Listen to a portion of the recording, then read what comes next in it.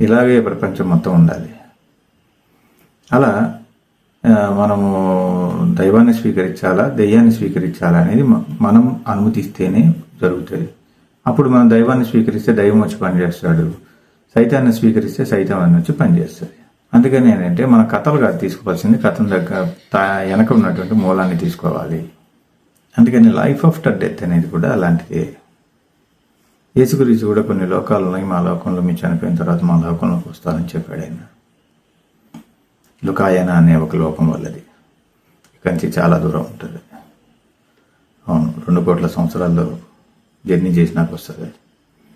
ఆత్మ అయితే ఎంత స్పీడ్కి పోతుందో ఇక్కడ ప్రత్యక్షమే, ఎక్కడ మాయమైపోద్దాం తెలియదు. ఇక్కడి నుంచి మాత్రం 2 కోట్ల సంవత్సరాల దూరం ఉంటుంది. లుకాయన అనేది ఒక లోకంలో వాళ్ళు ఉంటారు అనమాట, చాలా పెద్ద లోకం. అక్కడికి ఇక్కడ ఆత్మలన్నీ రక్షింపబడిన ఆత్మలన్నీ అక్కడ తీసుకోవాలని ఆయన ప్రయత్నం. మనం ధ్యానం చేసే వాళ్ళు ఈ లోకాల్లో ఏటికి కాదు, ఇతనికే ఒక నక్షత్రం ఇచ్చేస్తారు. యుగ యుగాలు నక్షత్రం రూపంలో, వెలుగు రూపంలో కనపడుతుంటాడు ఆకాశంలో. చూశారు, ఆకాశంలో ఉన్నట్టు నక్షత్రాలంది ఒక ధ్యానుడు. 100% నిజం చెప్తున్నా. ధ్యానంలో ఇవన్నీ జ్ఞానం నేను తెలుసుకున్నాను. మీరు ధ్యానంలో ఇవన్నీ తెలుసుకుంటే నిజమా కాదా అని అప్పుడు మీకు స్పష్టంగా అర్థమవుతుంది దీని వెనక ఇంత సక్సెస్. అందుకే ధ్యానం అనేది అద్భుతం. ఏమైంది మరణం వస్తే మనం ఉండాలంటే మాత్రం ఉంటాము. భూమిలో ప్రతి ఒక్కటి డిస్ట్రాయ్ అవ్వాల్సిందే. కొండలు, చెట్లు, చేమలు కూడా నాశనం అవుతుంటాయి.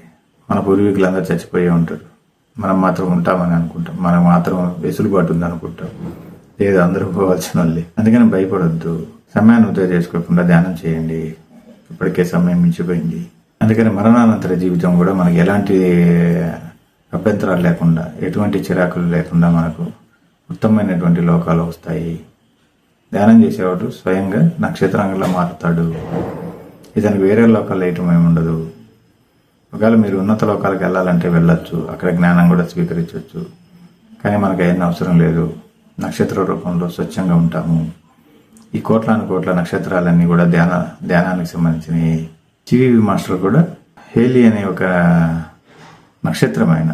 ఆ నక్షత్రం మానవ రూపంలోకి వచ్చింది. ఒక గర్భంలోకి చొరబడి గర్భంలోకి వచ్చేది సివివి మాస్టర్.